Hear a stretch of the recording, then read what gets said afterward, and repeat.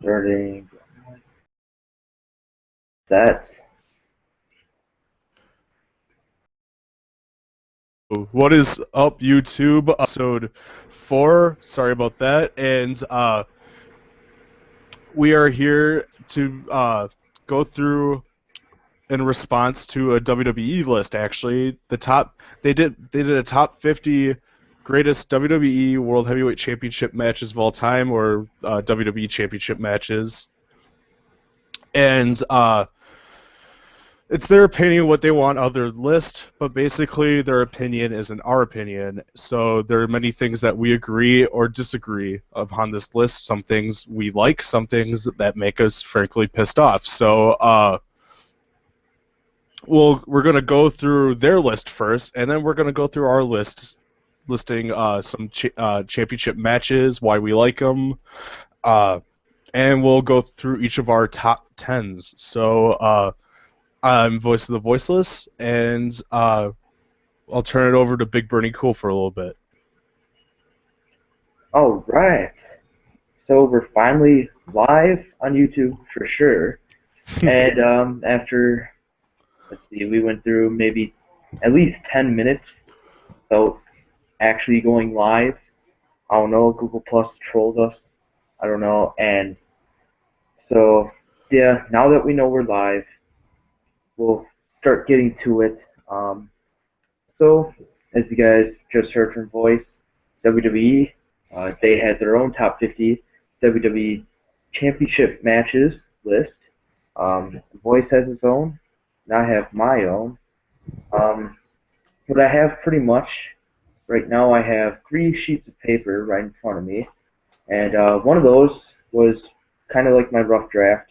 It was just kind of gathering up uh, matches, that WWE title matches from year to year, and I pretty much gave it a star rating, and then I sorted it out on a different sheet of paper by star rating, and then once I got it all sorted out, I kind of ranked each section.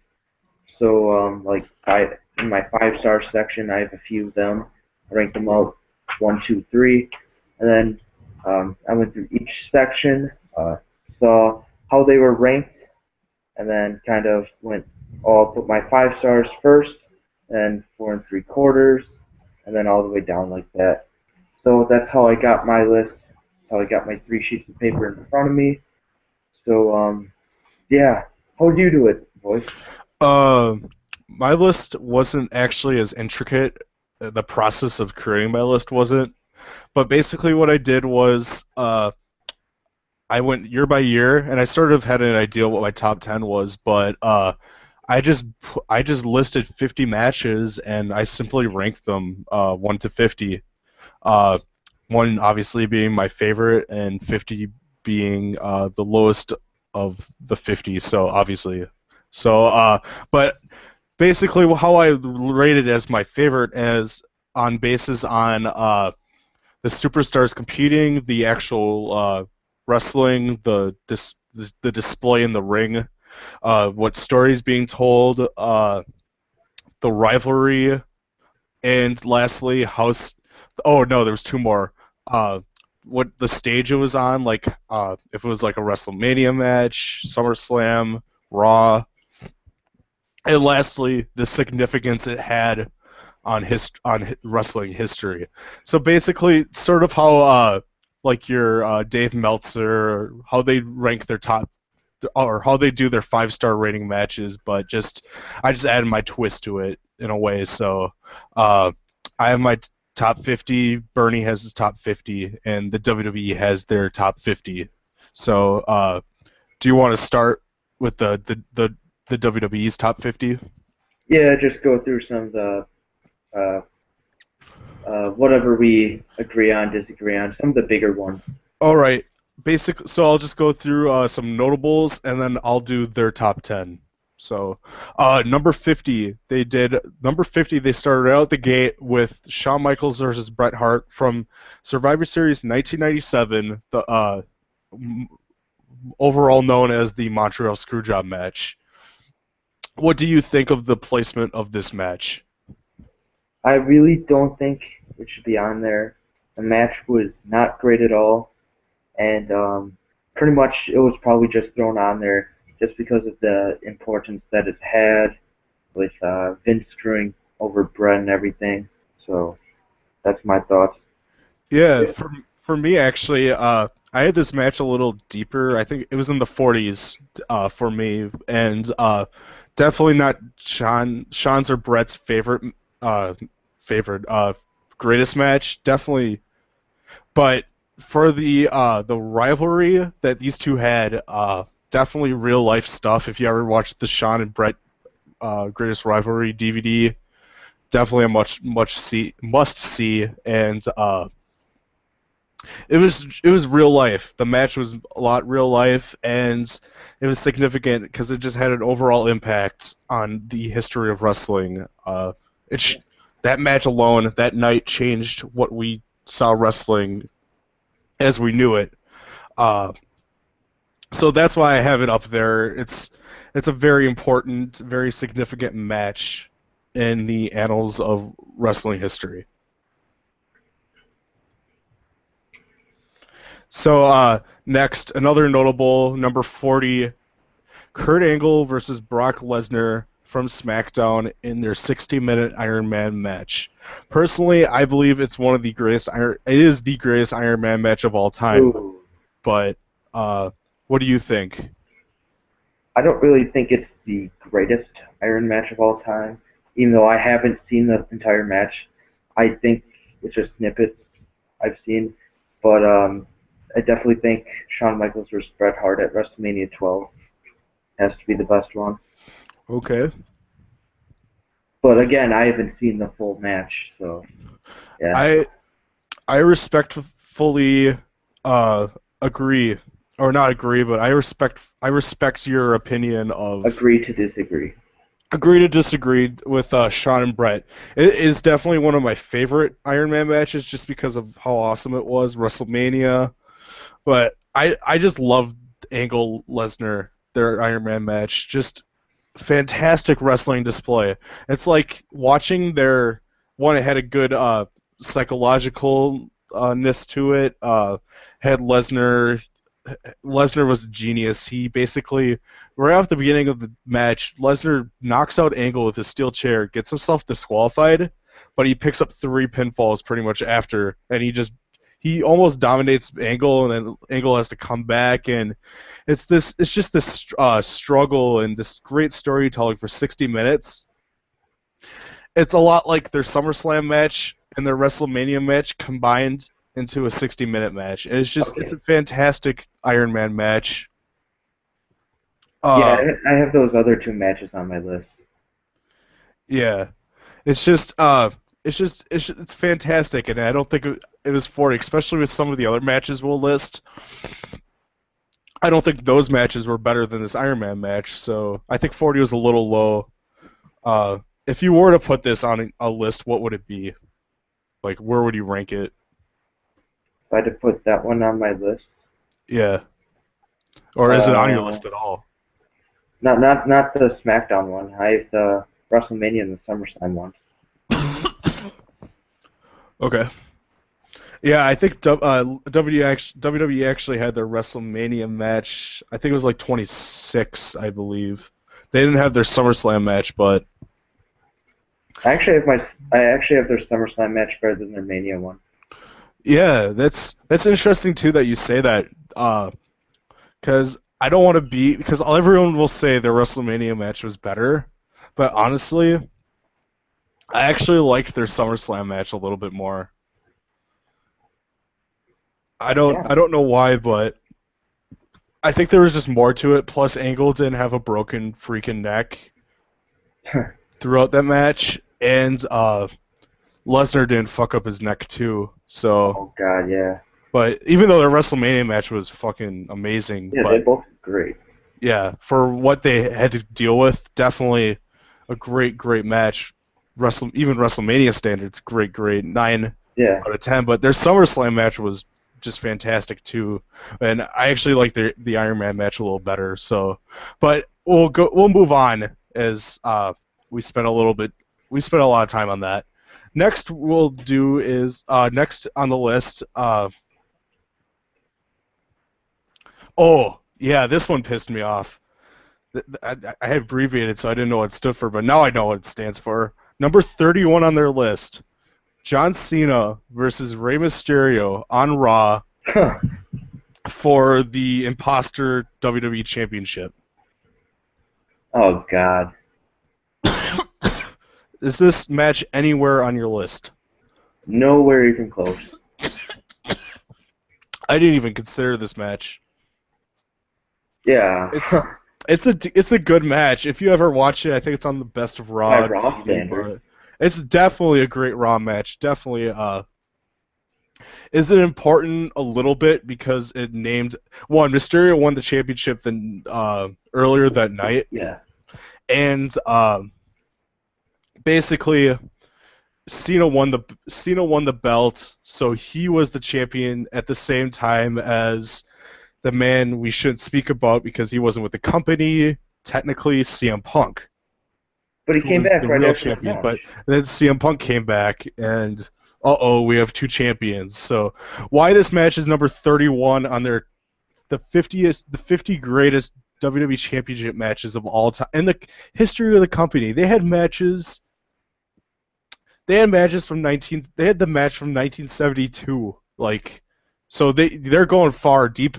They're going all the way back to the beginning of when they had the WWE Championship, and this match is number Sumo era. 31. Yeah, this match is number 31. It's just I don't even know what they were thinking with this one. Yeah. Uh, I apologize. I'm a little sick. My throat's a little sore, so if I sound a little weird, I'm sorry for that. But we'll move on from that. Just a bad listing by WWE. I don't get it. Yeah. We'll move on. Number 21. John Cena versus Rob Van Dam from One Night Stand. What do you think of the placement of this match? 21's a bit high. It should be 30s, high 30s, and then anywhere in the 40s would be fine for this match. Agreed. Well, I like the match, but I don't think it's better than a lot of these other matches on here. You hit the nail right on the head. I also agree. It's definitely not it's not a top 25. It's not a 21 for me. Definitely not better than some of the other matches that was on there. It's in the 30. It's between 30 and 45 to me. I had it at number 36. I at 48. See, like it's definitely a top 50 match if you look at it. Extreme Rules, RVD winning the title for the first time. The ECW feud. Just it was a good time to watch WWE at the time. It was just fantastic feud. Fantastic atmosphere at the Hammerstein Yeah. Ballroom in New York. One of the greatest crowds I've ever seen in my life. But number 21 for the match itself, no. I would have to disagree. So those are some notable matches in their list, excuse me, and we're going to go through their top 10. We're going to start at number 10, the 1992 Royal Rumble match. Where did you put this match if it was on your list at all, Big Bernie? Let's see. Rumble 92. What match was that? I'm trying to look. It was the Royal Rumble match itself. Oh, in general? Yeah, the Royal Rumble I didn't think I match. could put that on there. Because it was for the WWE title. Okay, well, I don't know. Kind of got caught off guard right there. Yeah, I think of it's a match everyone forgets, which people shouldn't forget, but it's a match everyone forgets because no one really people forgot that there was an actual Royal Rumble match, and it was for the WWE Championship. Got me. If you've never seen it, it's definitely a must-watch. One of the greatest Royal Rumble matches of all time. There was a match. There was a lot of stories. You had Ric Flair, obviously, who won the match, who entered at number 3, and he was deeming himself like the winner. So he had to overcome 90 minutes because he entered number 3, and so, with that, you had the greatest commentary of all time with Bobby the Brain Heenan. Oh yeah, yeah. Hate Definitely. What if you don't like the old school wrestling? Definitely just listening to Bobby the Brain Heenan go off on that match is just it's hilarious. But also you had so many great talent in this match. You had I believe Savage was in this match, Jake Roberts, Shawn Michaels. When Yep. just as he broke off from his single career, you had Roddy Piper, who just won the Intercontinental title, so he had a chance of winning both belts in the same night because he won the IC title from the Mountie earlier in the night. You had the Undertaker in this match. You had Hulk Hogan. You had Sid Vicious, who was getting a single push. You just had a lot of guys in this match, a lot of either future talent or present talent in that match. It was just star-studded. It's a match everyone talks about it as being a great Rumble, but they don't talk about it as it being for the WWE Championship. So, I had this match in the. I'm not going to spoil my list just yet, but I had the match in the area of what they had it, which was number 10. All right. So we're gonna move on to number 9. For number 9, excuse me, I'm clicking. For number 9, they had Triple H versus Cactus Jack in their street fight at the Royal Rumble 2000. We're what do you think of it being number 9? It's debatable. It's a solid spot for that.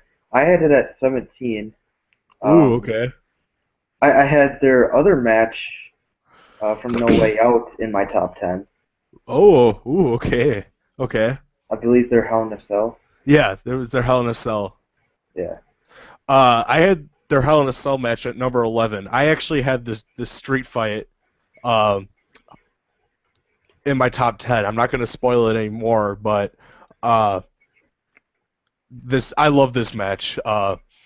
Definitely a must watch.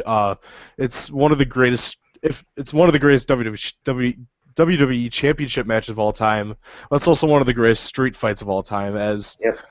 it created Triple H as the game. Before Triple H wasn't really credible. He Yeah. was just being built as the champion. He just storyline married Stephanie McMahon. So there wasn't really much to Triple H. No one really believed that he would be a fighting champion, and he proved it by beating Cactus Jack cleanly in his own match in Yep. his own arena at Madison Square Garden at the Royal Rumble 2000 in a street fight. And actually, there's Triple H had this DVD. It's called Triple H the Game. Definitely a good DVD. I think I have that. I've never watched it. He does commentary on this match as an extra or like a special feature, and he says like he was backdropped into a wooden pallet, and Yep. like the wood stabbed his leg, and if you watch the match, his leg is just opened up, like there's just a huge hole in his leg, and it's from that wood just going right through his leg. Yeah. Just that was nasty, but there was blood. There was a lot of blood, barbed wire, thumbtacks, Triple H handcuffs, Cactus Jack, all of the Barbed wire Rock 2x4. before. Yeah, barbed wire 2x4. All the if it would have been I don't want to say it would have made the match better, but the only thing they were missing was fire. Honestly, they were doing everything in this Yeah. match. It was just insane. But you had this match at 17. Yeah. Okay. Solid 17. All right. Number 8. We're gonna move on. Number 8, Bret Hart versus the 1-2-3 Kid, aka X-Pac, from Raw 1994. Where did you put this match? Honorable mention. Honorable mention. All right. Have you ever seen this match? Uh, It's from Monday Night Raw, so Raw. yeah. Probably not. This is actually a fantastic match. If you haven't seen it, you can watch it it's on the network. It's from July 11th, 1994. So it's on the network, but it's also on the Best of Raw 15th anniversary DVD. This is an amazing match. I could see WWE loves to loves to talk about this match for some reason, just because not a lot of people talk about it, as it features the 1-2-3 Kid, X-Pac, and it was featured on Monday Night Raw in such an early stage where all they had was jobber matches. So this is just it was incredible. There's a lot of technical wrestling. There was a lot of high flying because 1-2-3 Kid was just going all out, as you were really believing that he was going to win the WWE Championship that night. And midway through the match, Bret Hart gets a pin, but the referee wasn't looking when 1-2-3 Kid had his leg on the ropes. So Bret Hart Bret Hart won, but he wanted the match to restart, so he got the match to restart, and everyone's like, "Oh crap, Bret Hart made a huge mistake," and 1-2-3 Kid almost did it by winning the title, but he fell a little bit too short, as his high flying moves uh, eventually just were the death of him, and Bret Hart ended up picking the victory. But just an amazing match. I had this match just because it was Monday Night Raw and it featured it. It was a great match, but it honestly it featured the 1-2-3 Kids. So I had this match actually at number 22. Number 22. Yeah, it's So not bad. fantastic match. You should watch. I remember I actually was watching this with a friend who's not a huge fan of wrestling. I just happened to have this DVD playing, and this match was playing, and it was just he loved this match. It got him into wrestling actually. So. And it's an old school match, but at the same time, it features all the technical wrestling and all the high flying stuff. So definitely a good match. Sorry if I went off a little bit, but I love talking about that match. Number 7, we'll move on. Number 7, John Cena versus Daniel Bryan from SummerSlam 2013. Where did you have this match? 13. You had this in number 13? Okay. Yep, just outside top 10. Oh, where did I have this? I had this match actually in my top 10. Don't want to spoil it anymore, nice. but it's in my top 10. Why do you think it was 13, or why don't you think it's number 8 for you? Well, see, I'm trying to quick think. It's been a while since I've seen this. But I guess the overall meaning All right. after the match with the confetti and everything, before it all got ruined, and we had that terrible span of months after that. But with all the confetti and everything, and John Cena handpicked Daniel Bryan for a fight and everything, the build-up was great towards it, and they had a phenomenal match. And then that's where Daniel Bryan had the debut of the knee plus, his new finishing maneuver and everything. Oh, He stole from Kenta, actually. But, yeah, he debuted that there, and overall the crowd loved him. Yeah, I guess that's my reasoning. For me, this match is sort of up and down, sort of. I can see why WWE put this in their top 10 as one.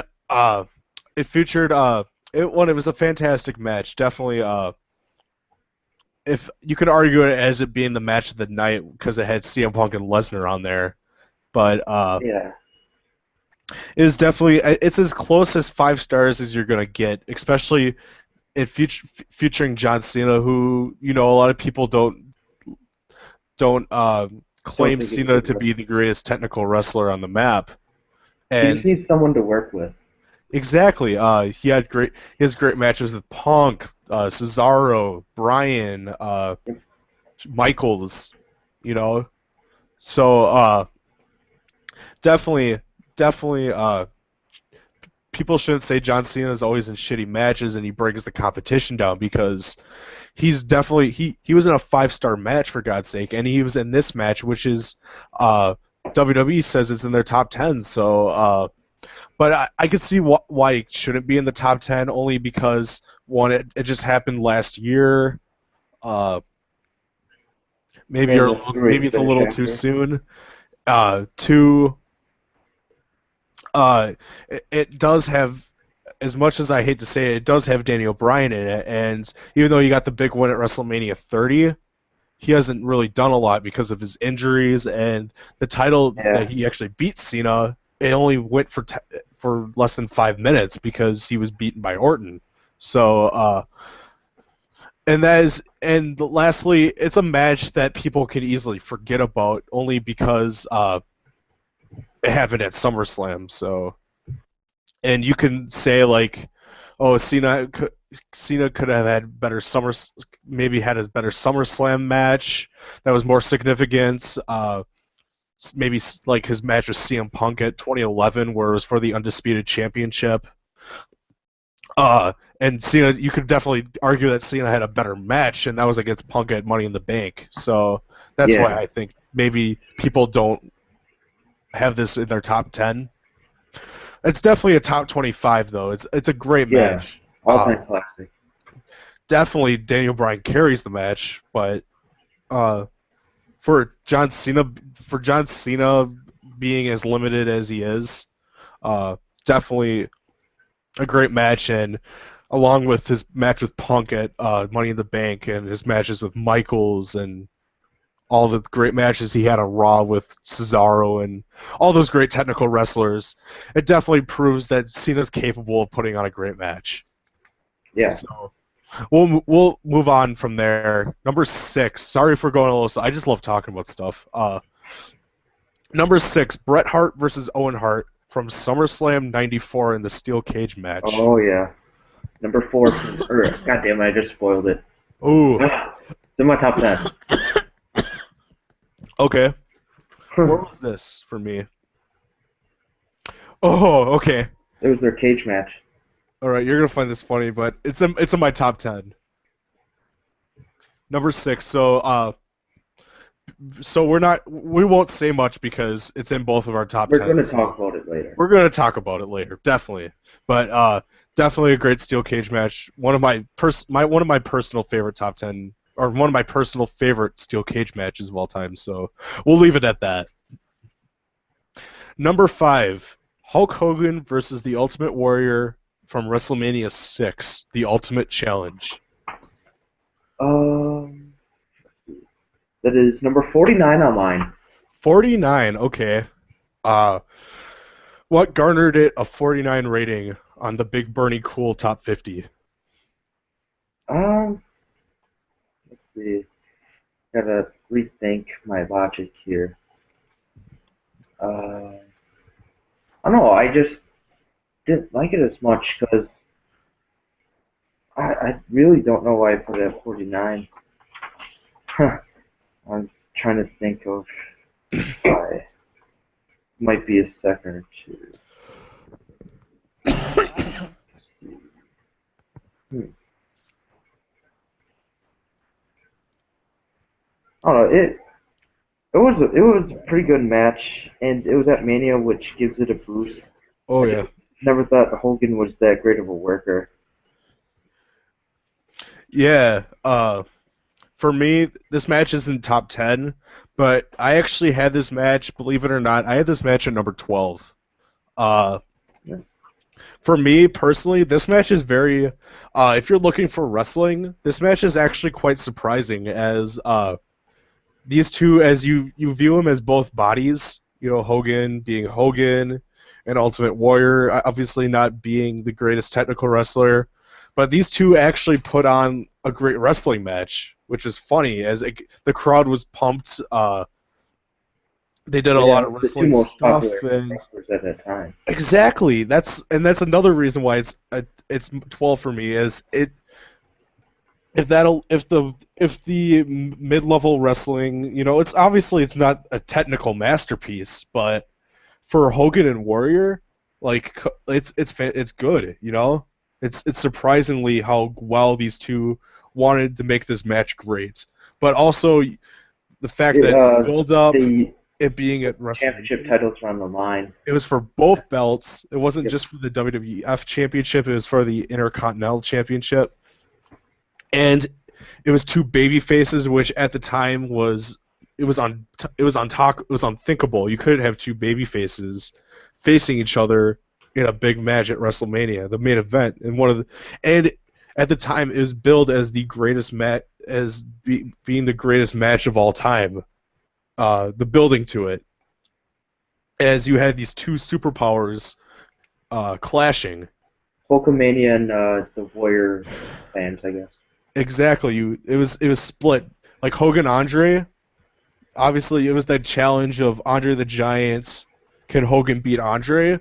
But deep down, everyone knew Hogan was gonna pull it out. You know, everyone was a Hogan fan, obviously, and you knew deep down that Hogan was gonna reach in there and beat Andre the Giant.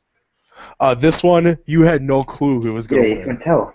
You couldn't tell. Was it going to be Warrior or was it going to be Hogan? You could not tell, and that's what it was a great match to me. And the fact that two baby faces, the period where you never had that, 1990 WrestleMania 6, uh, just for me, it's not a top 10 just because I had 11 matches that were better than it, and it's obviously it's not a technical masterpiece, so the match itself.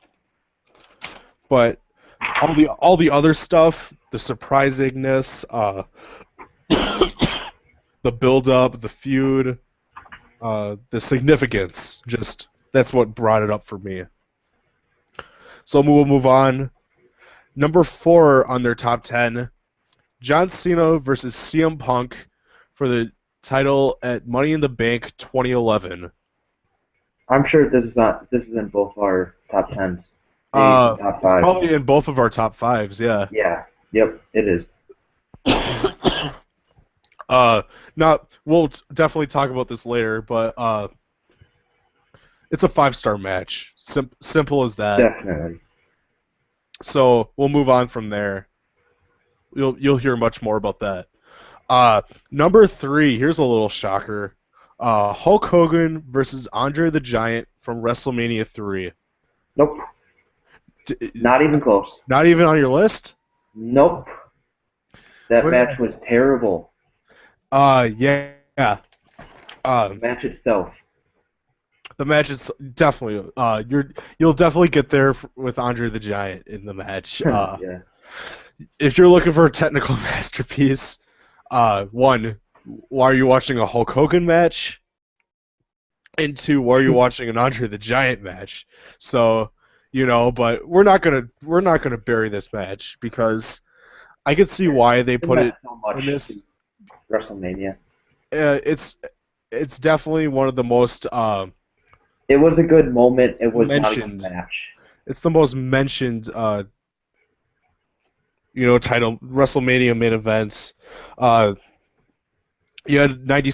How much people were there? 93,000. Something like that. There was 93,000 people in that the Pontiac Silverdome, Superdome, Hulk Hogan, whatever. Yeah. They also had the WrestleMania 30. But there was 93,000 people there, and they all paid to see that one match. If you think about it. It was a stacked card, but they wanted to see Hulk Hogan versus Andre the Giant. This is what made the WWE during their huge run in the 80s, where wrestling was the hottest thing on television. It was the hottest thing in general. Like, the 80s was wrestling, and this match was the reason for it. As you had the undefeated 500-plus pound, 7 whatever, Andre the Giant, recently turning on his best friend, the immortal Hulk Hogan. How is Hulk gonna beat him? He can't lift him. He's too heavy. How is he gonna get him down? And he body slammed him, which is one of the most. It's the most watched thing. It's the most replayed thing in wrestling. The only 2 things that's probably more replayed is Snuka flying off the cage and Mick Foley getting thrown off the cell. But for a second there, I thought you said Snooki. I'm like, what? No. No, WrestleMania 27. sorry, sorry. My throat's just killing me. But if it did sound like I said Snooki, but No, no, no. I just heard Snook and I just thought Snooki. yeah, Snooki doing that cartwheel, where the fuck she did. Oh my god. But but you know he but that's the most iconic moment was Hogan body slamming Andre. So I could True. definitely see why it's extremely high, to be honest. Number three, I don't think so, but because what was my number three? Don't spoil it. I'm not gonna say it. I'm not gonna say it. I'm just looking for it. It's not my three, so that's all I can say. I can't find it right now. Oh, okay. Now I found my three, but It was a great it's not moment, there. It's a not great even in the moment. It's match. all significance to me. It's all significance. And venue, 93,000 True. people. It's still the largest indoor attendance record, not in America, but for wrestling. Yep. So number two on WWE, The Rock versus Stone Cold Steve Austin, no DQ, WrestleMania Oh yeah. 17. Was This was this awesome. close? Was this in your top 10? In my top five. Really? Okay. Where was this match for me? Oh, it's in my top 10.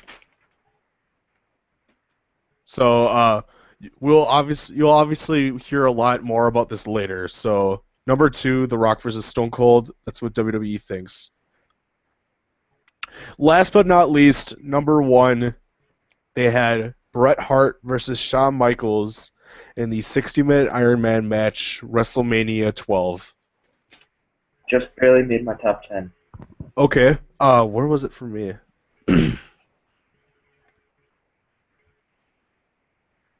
Okay, it's in my top 10. Okay. So Well, there's that. we'll talk about that later, but I can definitely why in your opinion, why do you think WWE had this as their number one match, and what do you think about it as it being number one?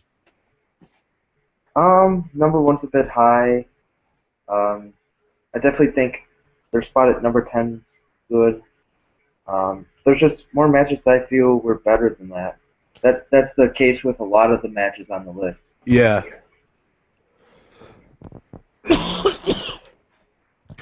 You hit the nail on the head.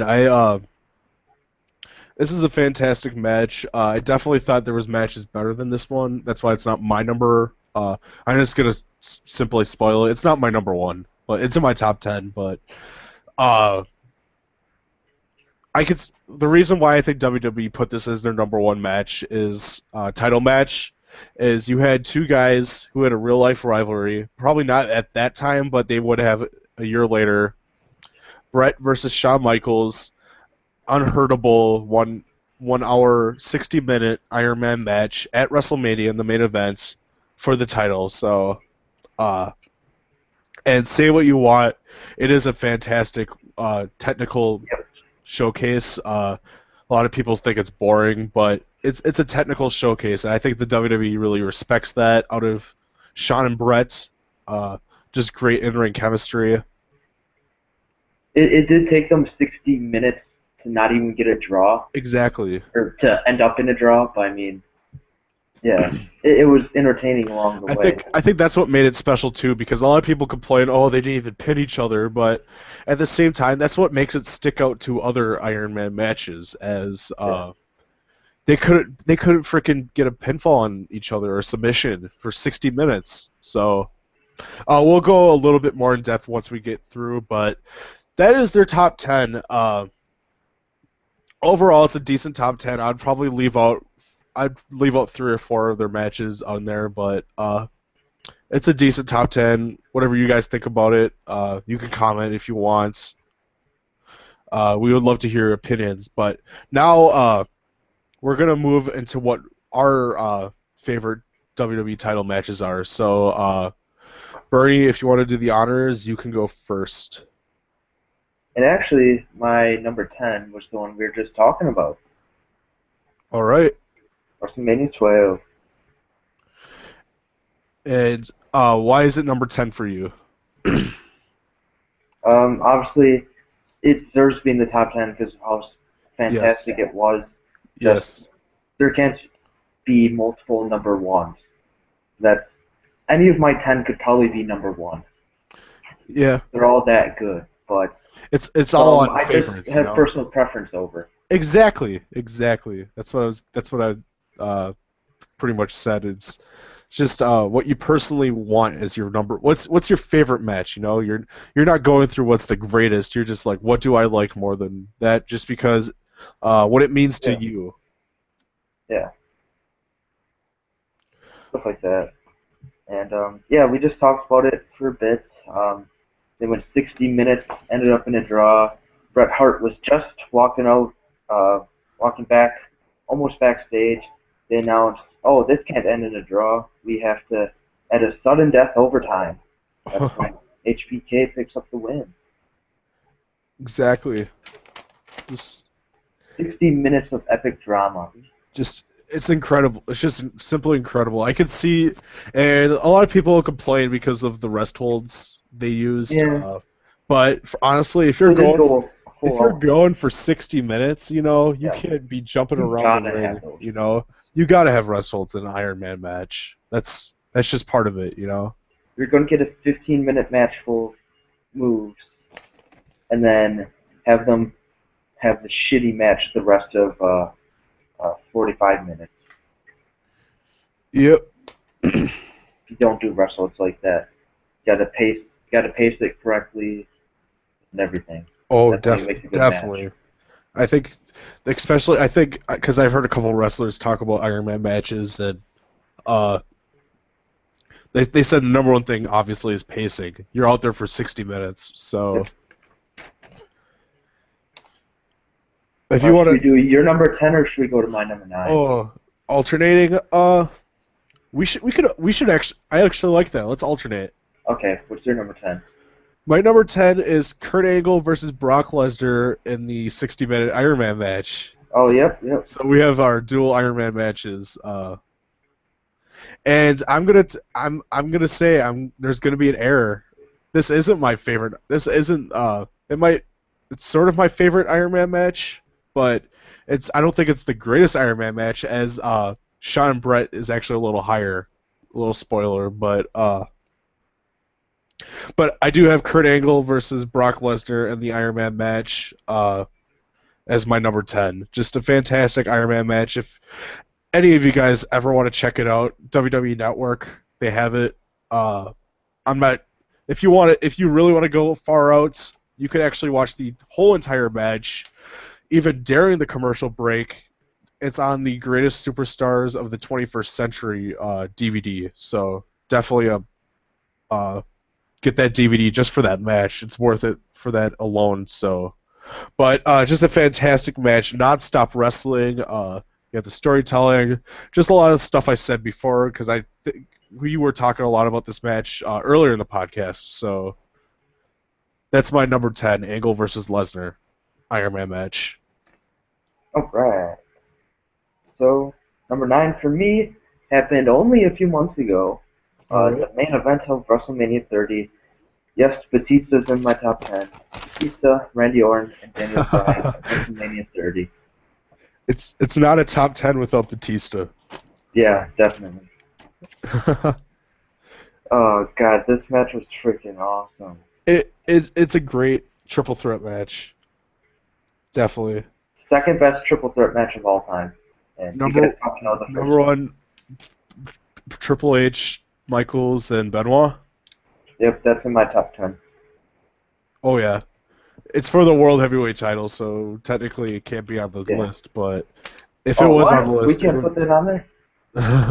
I thought it was just like world title. It doesn't have to be WWE. Oh, Well, oh, it doesn't matter. They're combined now. okay. You're cool. I just did It's very cool. because the .com they did WWE. They only did WWE. They didn't do World Oh, Heavyweight, so shit. I only did WWE. I did world title. But hey, what you gonna do? All right, but number 9, Orton, Batista, Bryan. Yep.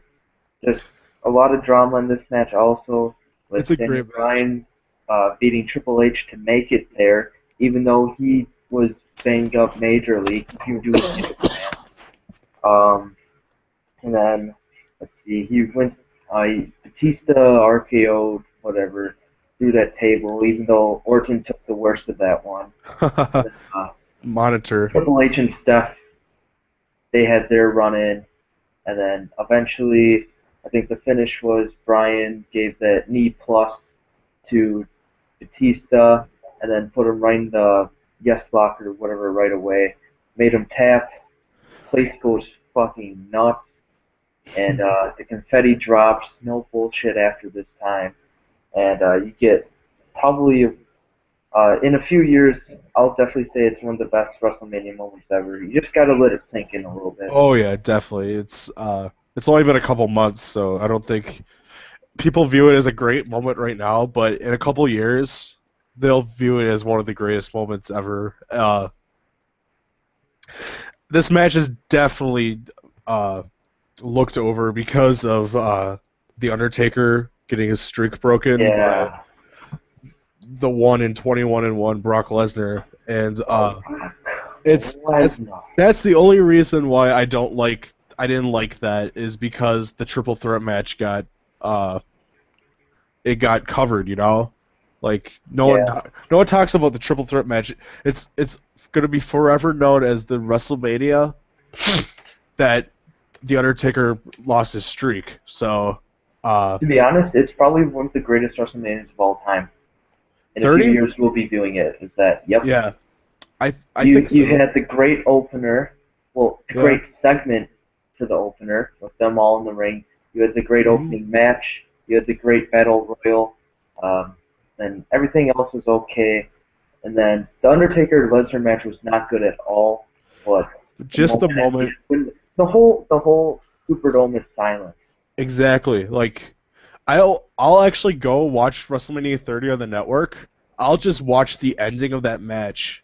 I've watched the entire show like 5 times. I get that same feeling every single time. I'll watch it 10 times.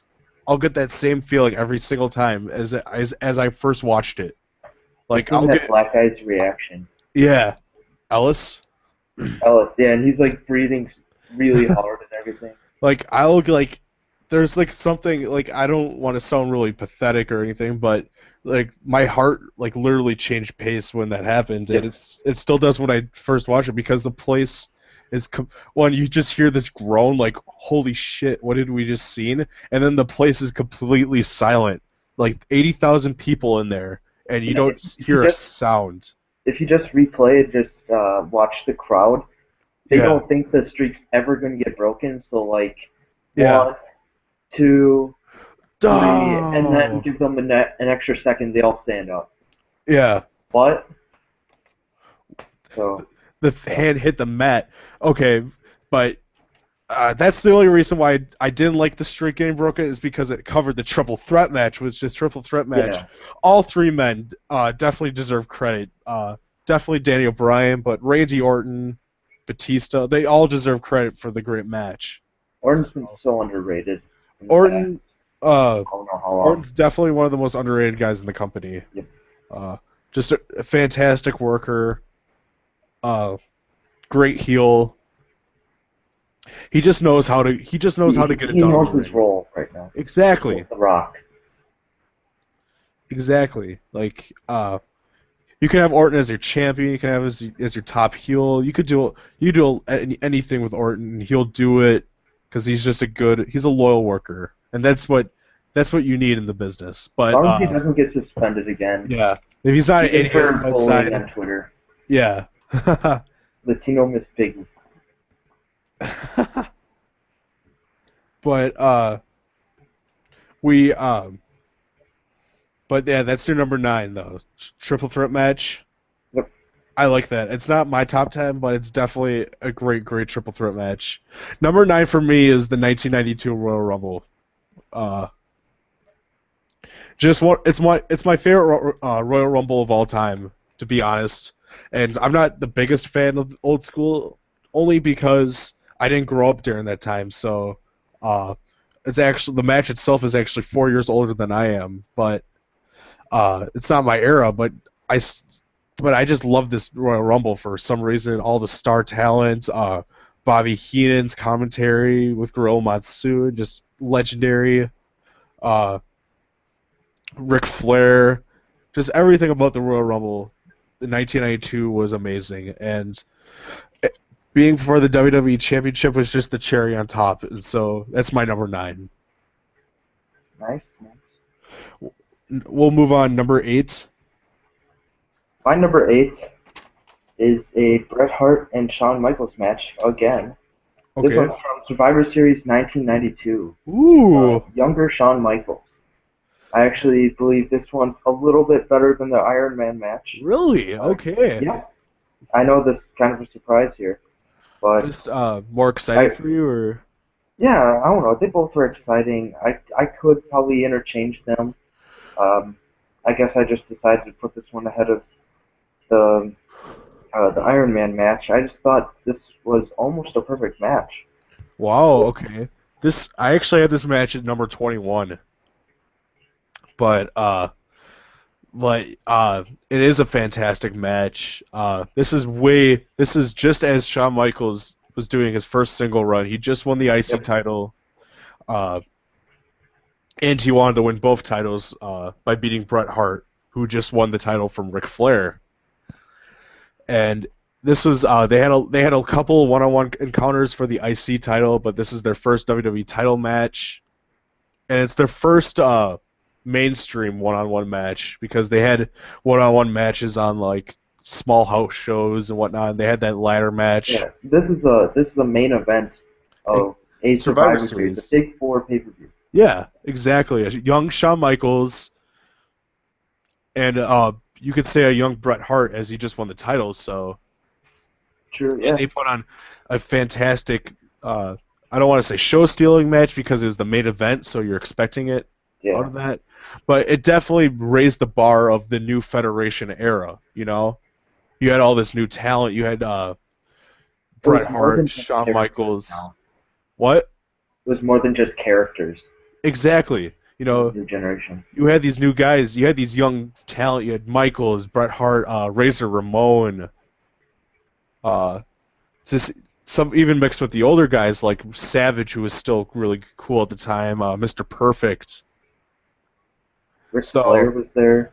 Ric Flair, like, it defines the era. And as you moved on to the new Federation, and I'm just trying to think of some of the newer guys they had in there. You could say Diesel. He came in soon after. Giant Gonzalez. Giant Gonzalez. Easily my favorite wrestler of 1993. If you're watching those old school Raws, Evil Doink the Clown. Evil Doink. Evil Doink. It was awesome because one, he was an evil clown. That alone just should make it your favorite. But also he was a great Matt Bourne. He was actually a great wrestler. Like, the guy can go technically in the ring, and like they would actually mention it on a weekly basis. Like, holy crap, this clown can actually wrestle, and like it was funny. Like, I loved it. It was just awesome. But I don't want to get too embarrassed with Doink the Clown. But Shawn versus Brett, Survivor Series, I like it. I actually like it at that. You know, uh, surprising that you had it over their Iron Man match, because it's a, you could say it's a lost classic. No one talks about it. Yep. It's just a great match. Do you want me to say my number 8, or do you want to say more about it? You can go on. My number 8 was John Cena versus Daniel Bryan from SummerSlam 2013. Oh yeah. And it's funny because WWE had this as their number 7, so Close. I like it as my number 8. It's a great match, fun match to watch. We talked about it a lot earlier, so not really much I could say more about it. Just it heightened Daniel Bryan's career. It signified Cena as he can go in the ring, so, and it capped off an excellent SummerSlam 2013 pay-per-view. So, one of the best SummerSlams of all time, in my opinion. Yeah, probably. Yeah, you had two really, really, really, really great matches. Yeah, And and Just solid the rest of the card, I guess. And yeah, if no one a match no one talks about them on that match, Christian versus Alberto Del Rio for the World Heavyweight title. I can't remember that match though. It's a great if you ever like want to go back I to haven't SummerSlam rewatched the full time. 2013. It's definitely check that out. It's a good match. It's a match no one talks about, and if the Lesnar Punk match and Cena Daniel Bryan are 10 out of 10s, the Christian Del Rio match is like an 8.5 out of 10. Like it's just a solid great match. So yeah, my number 8 was Cena and Bryan from SummerSlam 2013. What was your number 7? Number 7. Where's my number 7? Angle versus Benoit, Royal Rumble. Ooh, okay. Match is awesome. Oh my goodness, yeah. Uh, this match is actually later, so I don't want to talk about it myself. But Okay. what do you like about this match? Why was it awesome? Oh my god, they both got their moves in and everything. Uh, really great technical stuff. A lot of submissions, and yeah, pretty much that's what went into it. That's why I thought it was, or why I thought it was that high up. All right. Like we'll talk about it once I get to it on mine. We'll talk about it completely. So I don't want to really Yeah, spoil it quick though. rundown. So I'm sorry if we're sort of cutting you off on that, but once we get to it, then we'll talk about it even more. Number 7 for me was Shawn Michaels versus Mankind from In Your House Mind Games, 1996. Uh, have you ever seen this match? Yeah, actually, that's in my top 10. That's coming up soon. Oh, okay, cool. So we're trading off, I guess. It's been We'll like talk. I think it's been like 3 or 4 weeks since I've watched this. I Yeah, gotta push myself. it's a great match, and once we get to it, we'll talk about it even more. So, number 7, Shawn Michaels versus Mankind for me. We'll move on. What is your number 6? Um, Triple H Cactus Jack, No Way Out 2000. Hell in a Hell in Cell. a Cell. The Cactus Jack goes through the fucking roof. I remember seeing this match for the first time, and I actually saw this match after I saw long after I saw the street fight, and it was on I think it was on the Triple H DVD, the King of Kings DVD, that 2 disc. And I remember seeing it for the first time, and I was awestruck by it because that was before I saw Undertaker versus Uh-huh. Mankind. So I never really had the Hell in a Cell experience where they went on the top of the cell. So I was going nuts because I never really saw that. And I didn't know they did it in that match, and Foley got backdropped and he went right through the ring. Yep. Just a fantastic match. Definitely it's Barbed not Wire 2x4. it's not in my top 10. Oh yeah. It's not in my top 10, but Hardcore. It was Cactus Jack. it's my number 11 match. Almost made it. Almost. And the only thing I find weird about this match is it was quote unquote Mick Foley's retirement match, Yeah. but he probably had 50 matches after this. Yeah. So I didn't get that, but he likes to consider it as his retirement match, so I respect that. So, but definitely a great match, and that's your number 6. Anything else you want to say about it? I think I'm good right now. All right, cool. My number 6 was The Rock versus Stone Cold Steve Austin at WrestleMania 17. No That's DQ. upcoming. Yep. That's still coming for you? No DQ like right before it. What? They announced the no DQ stip like right before the match. Yeah. Like I think I remember hearing commentary say, "What? Yeah. No It's a DQ? no DQ. By God. Oh God." But Is this match coming later for you, or? Yeah, this is coming in a few more. Okay, cool. Then we'll talk about it later. But number 6 for me, The Rock versus Stone Cold. We'll move on. What is your number 5? Number 5, HBK Mankind. HBK Endgame. Mankind. Okay. Uh, you could we'll have you talk about it first. What was awesome about this match to you? Um, Again, I made this list like 3 weeks ago. Okay. I don't know. I just felt like this was kind of like a real match between them. Yeah. Like I could feel the feud coming down to each other. Um, you know, obviously HBK at that time's an awesome worker to work with anybody. Hmm. Um, yeah, that was when he was the most popular, I guess, or close to the most popular. He almost reached his peak around that time, and then Mankind, obviously, great gimmick and everything.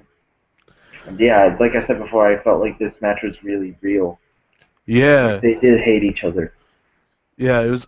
I thought it was quite awesome. Mankind just debuted a couple months ago, so he was a really new, edgy character. Uh, but for me, and it was in the middle of Shawn Michaels' WWE Championship reign, which was big time, and I just thought it was really awesome because this match to me proved that one Shawn Michaels could get a great technical match out of anyone, Yeah. and it solidified Mick Foley as a main event guy, as Even he though was it did capable of. end in a no DQ, I'm Yeah, pretty sure in a DQ. it ended in a DQ. Yeah, the only Yeah. thing that's the only reason why people cut down on this match is it ends in a DQ, which is it's dumb, but at the same time, after witnessing such a great match, you don't realize it ended in a DQ Yeah. because it was such a great match because it just had all the Shawn Michaels technical stuff. It had but you mixed in Foley's brawling and they go through a table, which is quite awesome. They they really did that in '96. Just fantastic. Mick Foley actually states this as his most favorite match that he ever was in. So Yeah, if that probably the means second best anything match of the 90s of the '90s, yeah, behind Bret and Owen, I would in believe my so. opinion.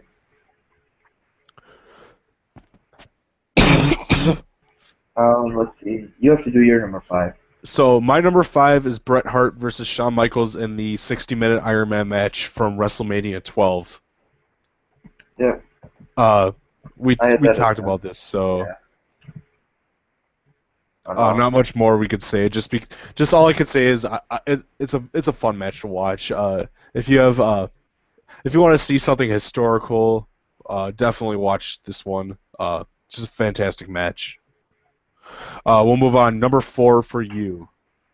Uh, The Rock and Stone Cold Steve Austin. All right, cool. Bloody match, as in a British person would say, a bloody good match also. Ha ha ha ha. Very fun. Uh, just just what can you say? It definitely topped off the greatness of WrestleMania Greatest 17. WrestleMania ever. Yeah, I would And have to agree. it had that big match feel all the way through. I Oh can't yeah, tell you how many times I've watched that video package before it, just to get my so hyped way. for it, and it delivered, even though you had the stuff with Mr. McMahon at the end. Yeah, But it's my way. It's my way or the highway. But it's just it's just what capped off what a great night. You had matches on there, the technical display of Angle and Benoit. You had TLC 2. oh no, Uh, you had the great storyline drama feud with the McMahons, Vince and Shane. Uh, you just had another great feud with the Undertaker and Triple H, great brawl, and you had this match which really capped off the night. people say like TLC stole the show, but this match just honestly defined the show as you had two men who wasn't a legit. It's a legit feud. You know, they had a WrestleMania match before, and no matter what, they just moved. They just kept on having matches, and they headlined WrestleMania 3 times, which is incredible. And this is the best. This is easily the best match out of all of them. But you know, it had a lot. It was the no DQ, so you had a lot of the brawling. You had submissions with Stone Cold using the Yep. $1 Million Dream and The Rock using his shitty sharpshooter. And then the ending is great, honestly, because you had Yeah, it's a great you had moment. McMahon, but like honestly, like They they both probably hated each other. they swapped finishers probably like 5 times around. True. Then you got The Rock giving Stone Cold the People Stunner, and you gave Stone Cold gave The Rock the Stone Cold Bottom, and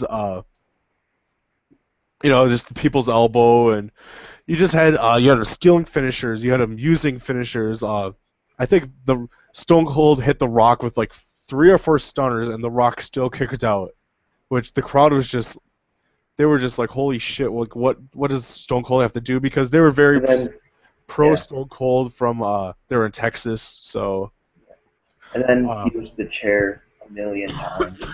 McMahon Finally took finally the one. handed him the chair. Yeah, JR. By God, Stone Cold, what are you doing? He has danced with the devil himself. Something like that. I don't know. And you had Paul Heyman commentating, which is awesome. And Oh yeah. excuse Yeah, me. just the ending of that amazing show with Yeah. McMahon and Stone Cold together. I think they had beers at the end. Just two guys Yeah. you would have never thought would ever come to terms with each other. Yeah. Yeah, a lot of people like to complain about the Stone Cold heel turn, saying like it should have never happened and he didn't have to do it. But honestly, like, just stop. It takes away how great the actual match with him and The Rock was. These two just they just nearly killed each other. I think. Well, how long was the match? A half an hour. Uh, Probably will. 35 minutes. It was somewhere around there. They just went full force for that long and no DQ, so they're giving each other everything and just a great match. And so that was my number 6. Was no, that was your number 4. Sorry. Yep. Uh, my number 4 is Bret Hart versus Owen Hart in the steel cage match at SummerSlam 1994. Okay, well this is my 3, so Okay. get this over with. Well, actually, we could start talking about then. It's your number Well, yeah, 3. yeah, I meant, yeah. So your number 3, Bret Hart versus Owen Hart in the steel cage match at Steel SummerSlam cage. '94. What stuck out to you about this match? Obviously, they're brothers, and it was a lot of just awesome technical stuff here. Obviously, with Bret Hart, you're going to get that. With Owen Hart, you're going to get that. They're both Yeah. awesome workers. I couldn't really expect anything less out of them. Yeah, for me, there's so many aspects of this match that made it great. One, it's often shadowed by the great match they had at WrestleMania prior, the opening match. Huh? At WrestleMania 10. Yeah. It's my favorite WrestleMania opener match. One of my favorites, but this steel cage match is simply one of my favorite steel cage matches of all time. And Bret Hart actually said a great quote with this match as you don't need to have a bloody mess for a steel cage match. And you're right, because neither of these guys bleed. They don't go for the head. It's technical wrestling, Hart style, inside the steel cage as they're trying to escape, and one guy will get knocked off, and the other guy will try to go up and escape, and the other guy will get knocked off, and they'll both try to escape through the door. And you have that psychology of Owen Hart being desperate, wanting to get out, wanting to win the title, and vanquish his brother once and for all. And You had Bret Hart wanted to just do the same, but he didn't want to totally annihilate Owen, as Owen Yeah. was his little brother, and Bret just wanted to win the match. So you had that, and then you had the Hart family on the outside of the ring. So they kept on showing like Stu or Helen or the British Bulldog. So you just had so many aspects about this match that made it great. Uh, 5 stars, pretty much. it's ultimately a 5-star match. It's not. Yeah. Dave Meltzer doesn't list it, but honestly, I don't go with a lot of Dave Meltzer, so it's definitely a 5-star for me. It's for the WWE title. Like it's at That, SummerSlam. There's just so much. Like for me, it's great on all levels. You had a great feud with the two brothers. Uh, just the atmosphere having with it the for the family title was around. What? having it for the title was pretty much a bonus. Yeah, exactly. You didn't have. What makes it great, sort of, it didn't have to be for the title. You know, they could have just you could have just had Owen Hart versus Bret Hart in a steel cage match, and it would have been fantastic. But adding the title for it was just sort of the cherry on top. Uh, and it was significant too, as it solidified Owen, and it really solidified Bret, and it solidified that whole attitude of Family. how like a steel cage match doesn't have to be bloody or anything. Yeah, It's that's true. just it could be whatever it has to be. You just need to have the right two guys in there. So definitely a great match. Your number 3, Yep, my number my 3. my number 4. So uh, Just go right to your number 3 then. my number 3, John Cena versus CM Punk, Money in the Bank 2011. This is my number 2. Fantastic. So we'll move right on. Your number 2, Cena versus Punk, Money in the Bank. Uh, everyone knows how great this match is. It's Yeah, it's a the build was solidified perfect. 5-star classic. The build was perfect. The atmosphere was perfect. The match was Exactly. almost perfect. I mean, as perfect as you're going to get with John Cena. And Yep. the finish was perfect. Oh yeah. Uh, I think why a lot of people build on how great this match was. A lot of people thought WWE wasn't capable of having such a great match at the time. You know, Yeah, especially like Cena and no one in this really knew a lot. era, What? you wouldn't Yeah. expect that. But You you know. have people like Punk and Daniel Bryan and people like them who can carry people like Cena. Yeah, and it proved to me that the PG era is all right. You know. Yeah, For me, I think if you get a good story out of the PG era, it's better than anything out of the Attitude era, just because it requires more creativity to get such a great story. Uh, with the PG limitations, uh, and honestly, the wrestling is greater. It's better in the Ruthless Aggression / PG era, just because if you watch the Attitude era, the wrestling matches are not great by any means. You get the occasional great match, but it's quote unquote Crash TV Vince Russo style. So you're getting 5-minute matches, 20-minute promos, a 5-minute match, and then like another 10 or 15-minute promo. So you're not getting really that great wrestling in the Attitude Era. So, uh, but in this one, the PG era, you're getting Punk Cena. You're getting the great wrestling, but you're also getting the great story. So it's just everything about it. And you get the Chicago crowd. You have Punk leaving with Colt Cabana in the crowd, and just everything about it. The promo leading up to it was fantastic with CM Punk. Do you hear me now? Do I have yeah. your attention now? Just incredible. Uh, and you'll hear this Chicago crowd, from anybody that it's a great match. especially with him escaping through, and how Cena says uh, Vince to stop, and Yeah, then pretty much just gets beat right in front of him. yeah. And he was supposed to get fired if he lost. I know That's what added to it. that's the one thing like to me that's sort of like it's sort of I don't want to say degraded the match, but it's sort of it created less of it. The whole "you're fired," because how many times have you heard like, "Oh, if Cena loses, he's fired," you know? In Like, the Nexus. yeah, I think the Nexus thing ruined it for me Yeah. because like, he's supposed to be fired, but he came back. So like, if Cena lost, you're fired. But like, you're like, oh, okay, Cena can't lose because the WWE isn't gonna fire him. So that means Punk is gonna Yeah. lose. But at the same time, you're like, ugh, wait a second, like they're not gonna actually fire the guy if he loses. You know, they'll find some stupid way to get him back.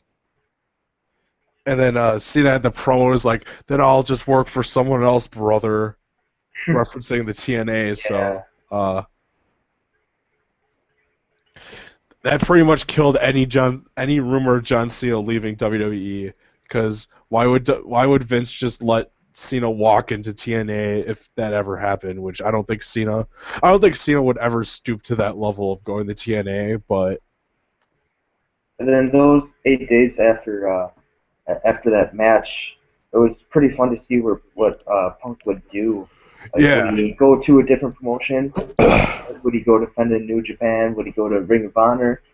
And I think, let's see, he was on Jimmy Kimmel. I think he also said like the Comic Con or yeah. whatever, and he made some sort of insult to Triple H there about Stephanie. Uh, but yeah, it was only 8 days that Yeah, she was gone. they sort of. They could have ran with it a lot further. Oh yeah, they could have. They dropped the ball a little bit on that. They easily could have had some agreement with Ring of Honor that would have brought Punk in, and Yeah. Punk could have had some type of match with possibly whoever the champion was at the time. I, Uh, I um, wasn't sure. maybe Davey Richards. I Was it can't. Davey? It could have been. I think it was Davey Richards, but maybe he could have had a match with Davey Richards. He could have had a match with Tyler Black, aka Seth Rollins. So, but I don't know. I don't know, but basically, but all we're talking about is the match, and the match was great. Or no, the match was uh, Amazing. amazing. Yeah, that's the word I'm looking for. 5 stars. 5 stars, easily a top five greatest WWE Championship match on anybody's list. Should be at least. It's on WWE's list. I think there was their four. Was it their four? Yeah, Something like that. because you had two, I had three, and they had four. So.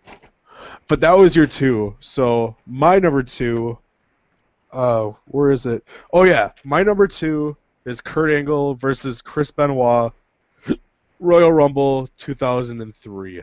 Oh yeah, this was my, let's see, 7 or 8. Something Yeah, like that. but we said we're gonna talk about it more, and we are. It's my number two. Uh, what can you say about this? Just if you have two guys like Kurt Angle and Chris Benoit, how are they capable of putting on a bad match? Or not even. How are they capable of putting on an average match? You know, Yeah. it's just you have two of the greatest technical wrestlers in the history of wrestling in one match, and they tore down the house at Royal Rumble.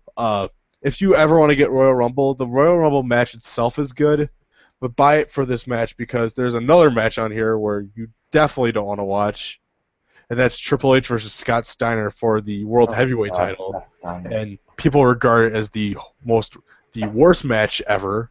I hate Scott Snyder. So you have one of the greatest matches ever and one of the worst matches ever on this in a row, actually. So Samoa uh, Joe, you fat bastard. yeah, but it's just definitely a great match. Kurt Angle versus Benoit.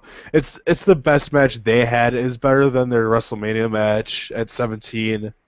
I think they had a match at Unforgiven in 2001, and they had a couple matches after WrestleMania 17. But I think this is their best match they had together. Uh, just an excellent match. 5 stars. If you're not a 5 star guy, it's definitely like a 9.8 out of 10, Yeah. 9.9. So if you're not a perfect Even guy, even after the match, with Benoit losing, he got a standing ovation from the crowd. yeah, that's They I knew think how good of a match that was. Right? Yeah, and it's Benoit had a couple big time title matches before, but I think this match solidified Benoit as a world title guy. Like this guy, if we wanted him, this guy could be our world champion, and he could put on great matches. And Angle was that guy at the time, but this match sort of made Benoit that guy. So I just loved this match. Definitely my favorite, one of my favorite matches of all time. All right. Are we on So to our we number are one? going. We are number one. Number one? Do Okay. do you want to go first or should I go first? I guess I can go first. Even though it wasn't for the specifically WWE title, well, now that they're combined, it counts enough.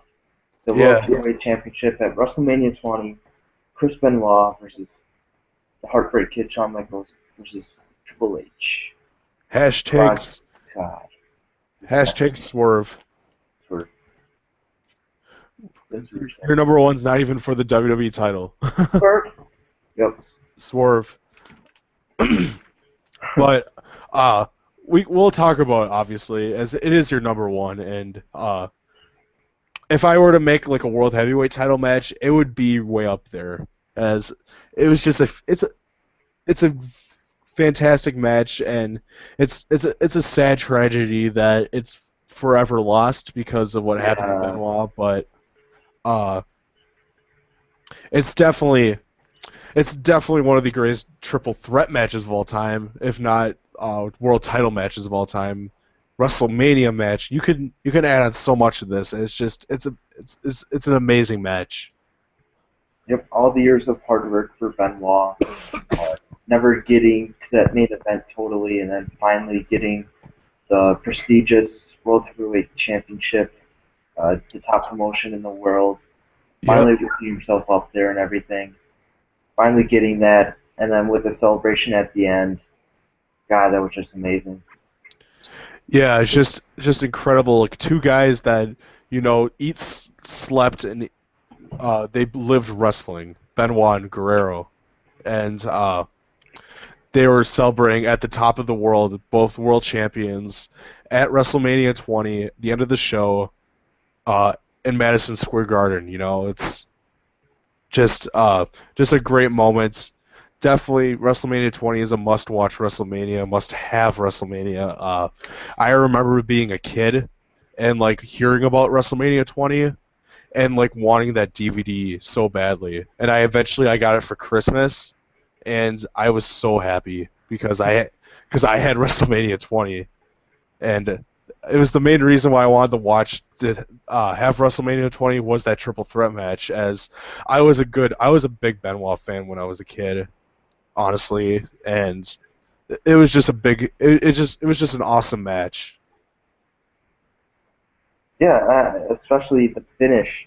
I really love the finish. I think Michaels got like thrown out of the ring or something like that, and Yeah, Triple H tried to do the pedigree on Benoit, and then Benoit reversed that to the crossface.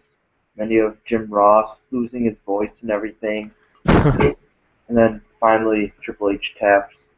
Whole place looked nuts. yeah. One of my favorite quotes from that match was triple Shawn Michaels and Triple H double teaming Benoit, throwing him in the announce table, and like you hear Jim Ross, by God, Benoit just got tossed down to concrete hell. I'm Yeah. like that line just one of my favorite Jim Ross lines of all time. Like concrete hell, just it's just so funny. But like I love. Don't you see the similarities between this triple threat match and the one at 30? Definitely. Daniel Bryan getting the double team on the announce table, just like Benoit, with Triple H and Michaels. Triple H and Michaels being former best friends at the time, just like Batista and Orton were Yeah. former best friends. Yeah, I can definitely see it. Uh, Bryan obviously getting Batista to tap The out to win the underdog, title. the smaller Yeah, competitor. obviously the whole match was building as Daniel Bryan was the underdog, just like Benoit. You had a guy like Bryan, even though Benoit didn't win the title previously and Daniel Bryan did. Daniel Bryan obviously didn't have a run with the title, Yeah. so you had a guy who definitely eat, breathed, slept wrestling, just like Benoit, and you're just with him with the chase as he was the top guy that deserved to be the champion. If we So could have saw Benoit and Bryan in a match, it would definitely be in this top five. yeah, definitely. The only thing the only thing with me is I think Benoit would have retired after '07. You know, he was older. Maybe, yeah. Uh, obviously he had a lot Maybe of just a wear and part-timer. tear. I don't know. Yeah, You don't know if he he had a was lot of gonna. wear and tear from all the head damage. You Yeah. know, again, he was one of the only guys. I don't want to get too much into his death, but he was one of the only guys in the history of wrestling who would take unprotected chair shots to the back of the head. Yeah. That. Uh, Not even Mick Foley did that. You know, he did during with The Rock when he was handcuffed. But that was one of the only times Mick Foley really did that. So, uh,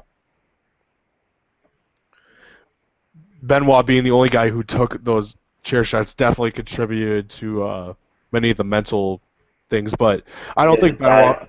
Dive I off th- the top. but if none of that would have happened, I honestly think Benoit would have retired maybe a year or two uh, Maybe. Yeah. after he passed away. Honestly, because he was older. I think what was he 40 at the time? He was close to 40. Yeah. Yeah. So He's still in top shape. I mean, mentally, you never know. yeah.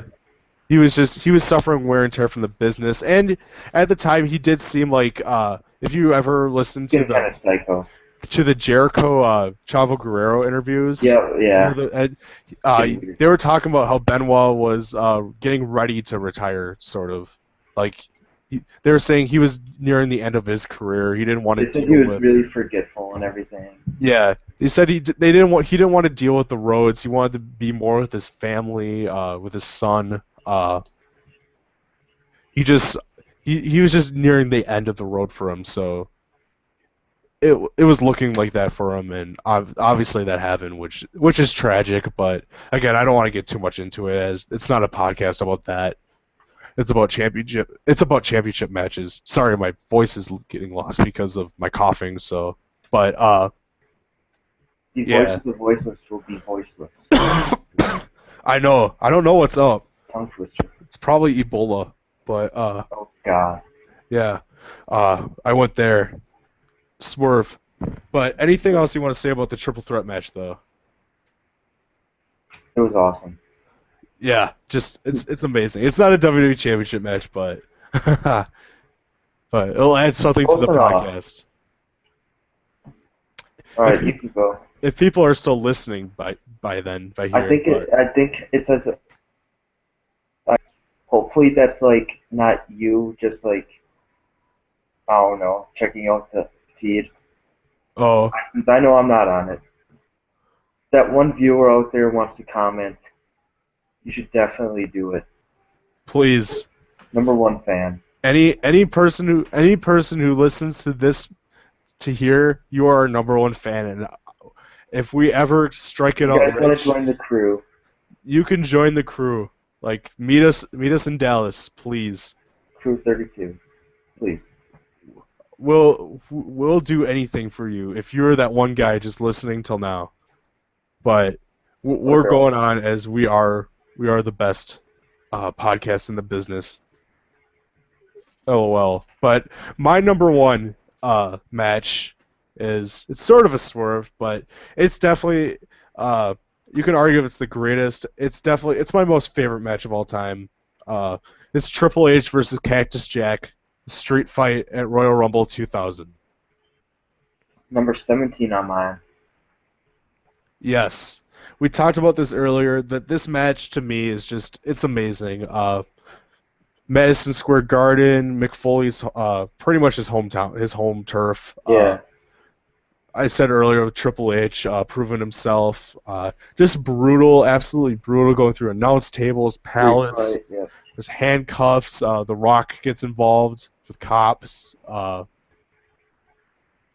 Then one of my it actually has one of my favorite promos leading up to basically like he's Mick Foley's Mankind, but since Triple H beats the shit out of Mankind all the time, Mankind didn't want to deal with it, so Cactus Jack came, and by God, he metamorphosized to Cactus Jack, and like and then like he's like, Mick Foley, I'm gonna make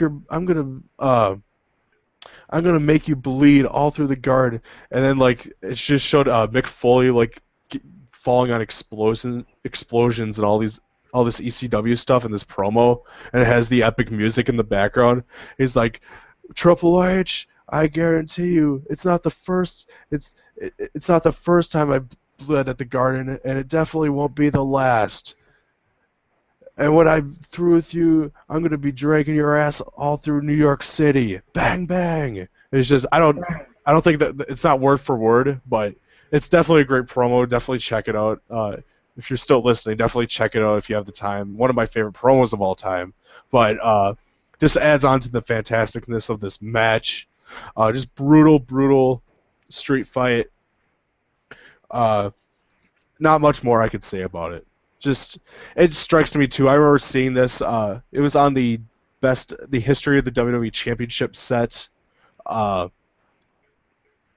which is a great set. Has a lot of great matches. A lot of my top 10 matches in here, and I remember seeing this as a kid, like 11 years old, and just being just awestruck by this match of how brutal it was, and Triple H giving everything he had, and Cactus Jack giving everything he had to make Triple H look as good as he did, and just not a lot I could say. Just one of my it is my favorite title match of all time, but one of my favorite matches of all time. So number one for me, Cactus Jack versus Triple H for the title at Royal Rumble 2000.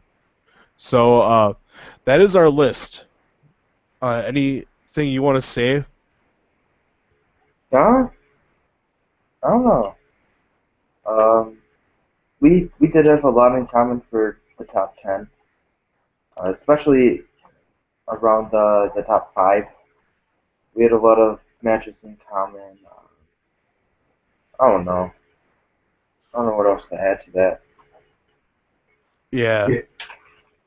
I don't know. We're going a little long, so I don't want to throw in like mentions, or I don't want to get too much in the 50s. So, do you want to say anything in closing? Well, sub to me if you haven't yet. Obviously, I just got to 51. Ooh. But I was trying to get to 50 for the longest of times, but yeah, I got 51. I think I went from 49 to 51, so that's great. Um, I don't know if you want to hit me up on Twitter at Big Bernie Cool. That's where everything's at. I probably won't be making too many videos over the next few months. I'll still try to get some up, but I had football start this week, so Yeah. that takes a lot of time on my schedule. So, for this podcast, I do apologize. I'm not like very sick, but my voice is getting lost. I don't know why. I just have a really sore throat. I've been drinking a lot of water, but still. So it felt like I was gonna pass out from lack of breath, or I was dying in the middle of this podcast. I do apologize. If you guys made it this far, I want to thank you for listening. Make sure this will be on Bernie's channel, but make sure to check out my channel, Voice of the Voiceless. I have 30 subs, but I make videos. I make a lot of DVD videos. Definitely a great channel to check out. A lot of people will say so themselves, not being cocky, just the way it is. Make sure, please, if you haven't already, sub to Big Bernie Cool, great YouTuber. If you're watching this on his channel for the first time, if you've made this far, and I just want to thank you for listening to all of our podcasts, what we thought, and that's it. Make sure to check me out, Voice Ramon on Twitter. I need some more Twitter followers. I have some fun on Twitter, especially during pay-per-views and Raws, as I like to do Twitter during those. So uh, definitely check those out. I'll be making some more videos soon. Hopefully before I get to college. I'm going to ROH at the end of the month, so I'll be making a day in the life to that. So definitely check that out. Check out my channel, and thank you for listening.